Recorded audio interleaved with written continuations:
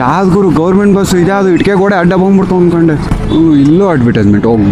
RMDದು advertisement guys. ಏನು ಹೇಳಿ, full ಎಲ್ಲ ಅದನ್ನ ಹಾಕೊಂಡು ಏನು ದೇಶ ಉದ್ಧಾರ ಮಾಡಬೇಕಾ ಇಲ್ಲ ದೇಶ ಗಲೀಜು ಮಾಡಬೇಕಾ? ನೀವು ಅಡ್ವರ್ಟೈಸ್ಮೆಂಟ್ ಹಾಕೋದ್ರಲ್ಲಿ ಓಕೆ ಅಂತ ಅನ್ಕೊಳ್ಳಿ, ಇಷ್ಟು ಜಾಗಕ್ಕೆ ಮಾತ್ರ ಹಾಕ್ಬೇಕು ಅಂತ ಇರುತ್ತೆ. ಫುಲ್ಲು ಓವರ್ ಆಲ್ ಬಸ್ನೇನೆ ಧ್ವಂಸ ಮಾಡಿ ಬಿಸಾಕಿರ್ತಾರೆ ಎಲ್ಲ ಮೆತಾಕಿ. ಹೋಗ್ಲಿ, ಒಂದಾದ್ರೂ ರೈತರು ಯೂಸ್ ಆಗೋ ಥರದ್ದೇನ ನೀವು ಅಡ್ವರ್ಟೈಸ್ಮೆಂಟ್ ಹಾಕ್ತೀರಾ?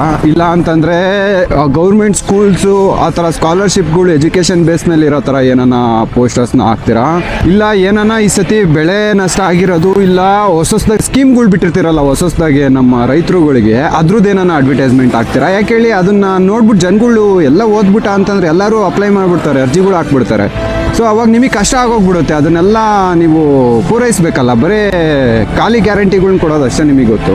ಅದನ್ನೆಲ್ಲ ಪೂರೈಸಕ್ಕೆ ಹಾಕ್ಬೇಕಲ್ಲ.